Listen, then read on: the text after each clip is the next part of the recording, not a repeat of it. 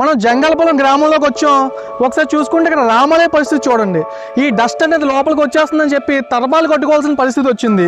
అలాగే ఈ మొక్క ఒకసారి చూసుకుంటే దీనికి ఎంత డస్ట్ ఉందో మీరు గమనించవచ్చు. అలాగే ఈ పక్కనే ఇక్కడ చిన్నపిల్లలు ఆడుకోవడానికి ప్లే గ్రౌండ్ అనేది ఉన్నది. సో ఇలాంటి కాలుష్యమైన ప్రాంతం పక్కనే ప్రజలు బయటికి రావడానికి కూడా భయపడుతున్నారు. ఇక్కడ ప్రజలు కూర్చునే బల్లల పరిస్థితి ఏ విధంగా ఉందో మీరు గమనించవచ్చు.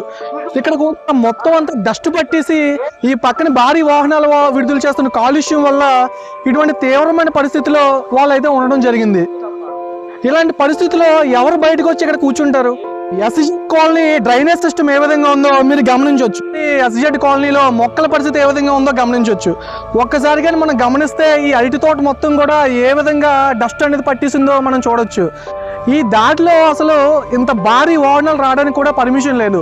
అయినా సరే 40-50 టన్నుల లారీలు అనేవి తరచూ ఇదే రోడ్డు మీద వెళ్ళడం వల్ల ఈ డస్ట్ అనేది పేరుకుపోయి ఈ మొక్కలు ఈ పరిస్థితిలోకి వచ్చాయి. మనం గమనిస్తే ఈ పక్కనే ఎస్జెడ్ కాలనీలో ప్రభుత్వ పాఠశాల ఉంది.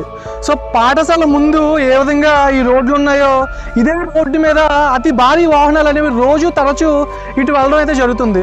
సో స్కూల్ ముందే ఇలాంటి భయంకర స్థితిలో వాహనాలు వెళ్తూ ఉంటే ప్రమాదాలు జరుగుతాయి కదా.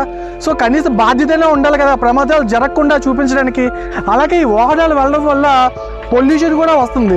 ఇదే గాలిని స్కూల్లో ఉన్న పిల్లలందరూ కూడా పీల్చి అనేక రకాల వ్యాధులకు గురవుతారు.